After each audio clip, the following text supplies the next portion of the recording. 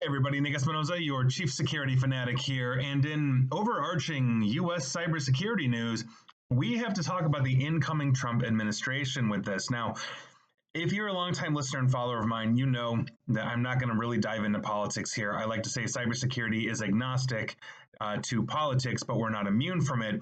And regardless of how the election turned out, this is the video slash podcast slash radio segment I would be doing, whether it was a Harris administration, let's say following in the footsteps of the Biden administration because she's the current vice president, or it's obviously the now Trump-elect, soon to be Trump administration that is going to be taking the reins here. And I think it's important to understand that presidents are not essentially presidents in a vacuum. They inherit a lot from the previous administration. So if you look at it at the end of the first Trump administration, we had a pandemic, et cetera, et cetera. That was inherited by the Biden administration, just as the Trump administration will inherit, whatever's going on with the economy, et cetera, from Biden, and eventually somebody will inherit it from Trump, and on and on. So in that continuum of things, I wanted to really dive into and talk about initially just the cybersecurity compliance side of that, because that's something that the Biden administration had really been on a tear.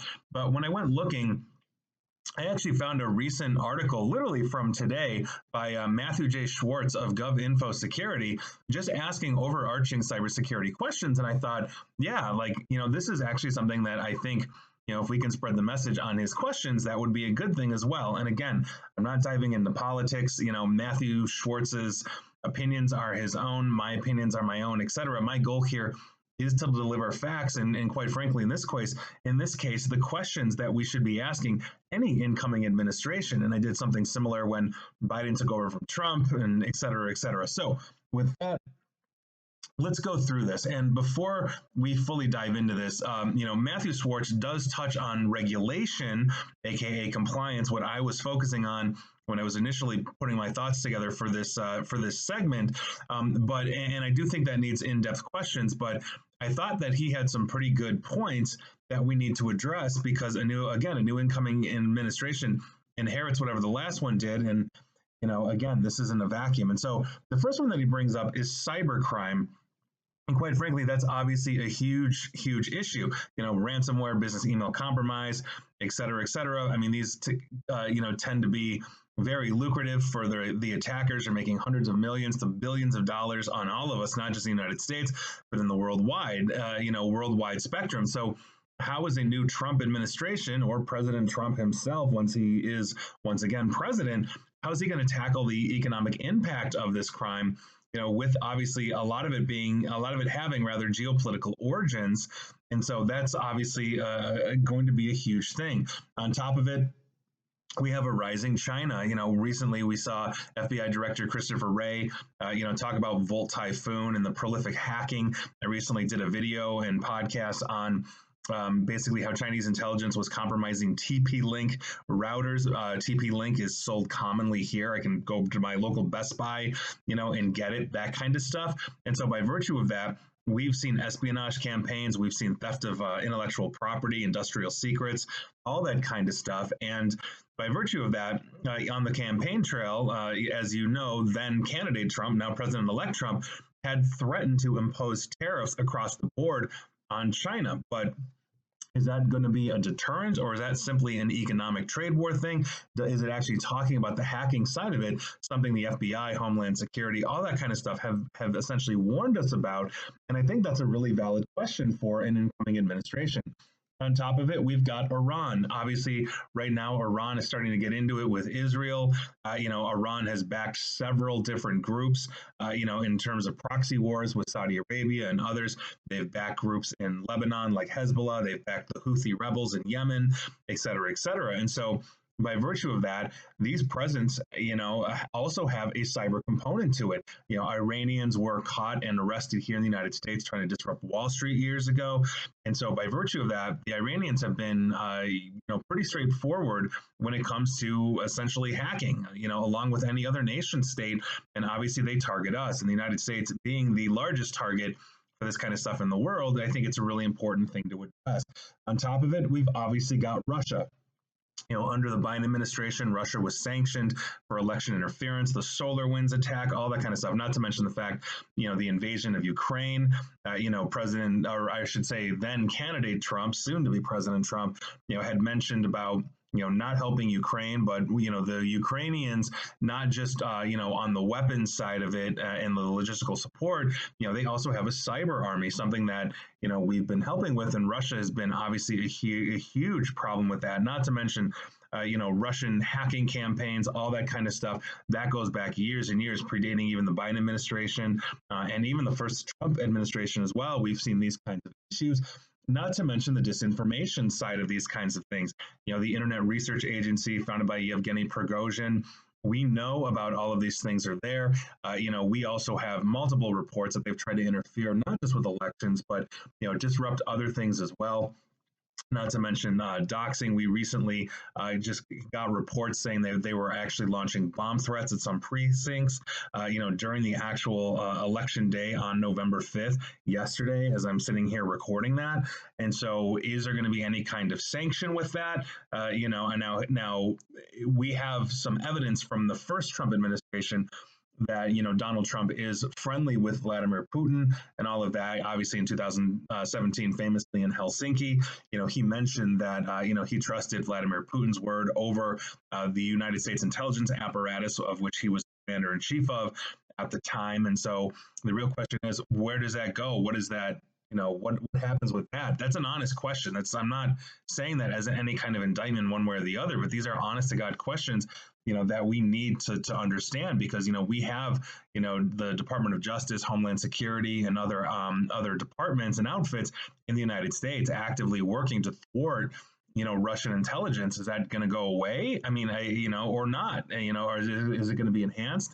I mean, these are, I think, legitimate questions we need to understand, especially on the cybersecurity side, as it impacts us professionals and our jobs. An unchecked Russia means a Russia that is going to launch more attacks, more phishing, more disinformation, and on and on. And we really haven't been good at policing that, or really enforcing, policing on our social media platforms, that really dropping the hammer on the Facebooks and Twitters of the world. So we're going to see what happens there. On top of it, we've got the SEC, the Securities and Exchange Commission. They've introduced a whole host of new rules, including publicly traded firms to disclose material security breaches, all that kind of stuff. I think that's really good transparency, in the sense that, if I'm giving my, data to like an Uber, for example, the car share, the car share app, if they have a breach, they should be required under enforcement or penalty of law to disclose that. And the reason why I bring up Uber is because they didn't. They got hit, they attempted to pay off the hacker and not tell us that happened. This is why, in the wake of those kinds of things, the SEC basically came down and said, you have to report this to us, 8K filings, all this. Does that change now as a result of this? Obviously, Trump has said in the past, that he is not a big fan of regulations. And so, will a future President Trump, as of January 2025, actually allow the SEC to keep this going, continue their enforcement, continue expanding their 8K and 10Ks, all that kind of stuff. This is super important, as it is for CISA, the Cybersecurity Information Security Agency, as well. Essentially, the first head of CISA, Chris Krebs, was fired over Twitter by then President Trump for basically stating that the presidential election in 2020 was the safest in history. And again, I'm not adjudicating this. I don't care what you think or what you believe. That's the actual fact of what happened. Chris Krebs said that, and then President Trump fired Chris Krebs. And so by virtue of that, that's something that we need to talk about. And since that's actually happened, there has been mounting suspicion, especially, from the Republican Party, over CISA, the size of its budget, its powers, all those kinds of things. Although CISA has basically been designed not as an enforcement wing, but as essentially a wing to help us, something that can start looking at all of these threats at a centralized level under the Department of Homeland Security, and then offer assistance, to the corporations and private sector of the world. And so is that also going to go away? I think that is super important, especially with their efforts, in countering disinformation, all these kinds of things. We have cyber attacks left and right that CISA has been very good, at helping out with, and on and on and on. And so I think that is a very important question to ask, an upcoming President Trump. And again, I can't speak to any other policies. You want to talk taxes or oil or fracking or whatever? I have no relevant expertise beyond I don't want to pay taxes. And I know fracking is one way that we are extracting resources from the earth, but I'm not an expert at that. This is my expertise. Now, on top of that, we also have AI. Since basically large language models, and obviously we've been using AI for years and years and years, even before the Trump administration.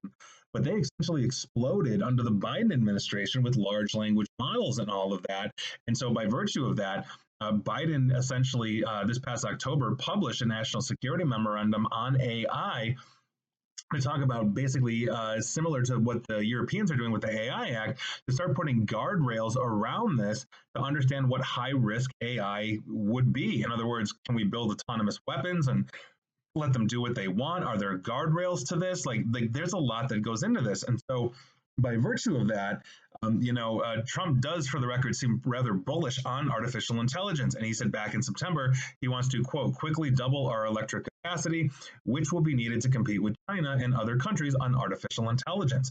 I think that's a really good sign. And so is a President Trump going to, or a new President Trump, it's odd, right? Because I think there's only been one other president that hasn't had consecutive terms, as Trump starts his second term. So it's like he's former president, then he's president, now he's president elect. So anyway, still getting used to that. But the point is, though, is that, he seems has indicated that, yeah, we need to expand our energy production to ensure that. I've done videos and podcasts and all that kind of stuff again on that. I think that's a real important one that we really need to talk about. The other one also that Matthew J. Schwartz mentions is end-to-end encryption, and he's exactly right. That's just something that has been sacrosanct to privacy, but there's always been calls for governments to weaken encryption for law enforcement purposes and all of that. And if you're looking at the past Attorney General under the Trump administration, William Barr, he basically repeatedly blasted tech firms for refusing to build in backdoors to end-to-end encryption, which ensures privacy. Well, part of that standard, essentially, of end-to-end encryption is to ensure that we have privacy from our governments. I mean, that's part of the constitutional right to privacy, if you will. It's been adjudicated by the Supreme Court over years, by the Constitution itself, et cetera, et cetera. And obviously, just given the what happened between Bill Barr and Donald Trump during the aftermath of the 2020 election, Barr's not coming back, and I have no idea who the next Trump administration's Attorney General is going to be, but I have to imagine it's going to be somebody that aligns very closely with the president because, well, it's an appointed position, right? That'll have to be ratified by the Senate, and from what I understand from the election, Republicans will run the Senate, so essentially they're going to get whoever they want confirmed. Now, to the last point that we've got here, and this is the one I kind of wanted to expand on, is the regulations side of it, as Matthew J. Schwartz put it, and I would also include compliance under that as well. The Biden administration was basically leveling just executive orders on hardening a lot of different things, new cybersecurity frameworks into critical infrastructure. We also have, and Schwartz doesn't mention it, the CMMC, or Cybersecurity Maturity Model Certification. That's been years in the making. It's finally coming to fruition, all this kind of stuff. And so by virtue of that, the Biden administration had some mixed success in court trying to get these cybersecurity regulations put out there, something, quite frankly, the federal government needs, as the federal government is a vast surface area for attack that has a lot of weak points, not to mention the private sector, and helping the private sector ensure that we have essentially good controls and frameworks. I mean, we all understand, if you're in cybersecurity, that we have NIST, the NIST 800-171, or 853, the National Institute of Standards and Technologies, but a lot of organizations don't have a grasp on that. And the push that the Biden administration had to really bring this to the masses, if you will, from small business to huge, I think is super, super important. And so by virtue of that, it's a real issue. Now, Donald Trump himself has said when he was in and out of office that he's not a big fan of regulations. Well, cybersecurity is in part enforced via regulation. It's enforced via compliance. And so we're going to see if any of this goes away. I think that would personally be a big step backward. I'm not saying that a soon-to-be President Trump would start taking us backwards in this. We just don't know. These are the questions that we have to ask. And so, again, if Kamala Harris had won yesterday, I'd be asking the exact same things. Just knowing that she was, or actually, rather, she is still the current vice president of the United States under Biden. I have to imagine that she would be carrying on a lot of his orders and regulations that he did under his presidency. But Trump's a little bit more of a wild card in that sense because obviously, he's had a very contentious relationship with, Joe Biden and Kamala Harris and a lot of Democrats. So we're going to see what happens here, but I think it's an important one for discussion, which is why this is going long. But quite frankly, it just needs to be asked these questions. And again, I do not care if you love or hate the guy. He's the next president of the United States. And by virtue of that, he has a responsibility to all of us to make sure that, we are safe and we are secure in some way, shape, or form, or at least we're receiving help or guidance from this as many organizations need it. So I say all of that to say, here we are, and what's going to happen is what's going to happen. We've got an incoming new new administration. We're transmitting about a new administration right now, and so by virtue of that, we'll see what's up. But here we are, and honestly, best of luck to the new incoming administration, and as always, best of luck to us all. And please like, share, follow me here on Facebook and Twitter at NickAESP, and please feel free to subscribe to me at YouTube. And as always, stay safe, stay online, and please stay private. Thanks, everybody.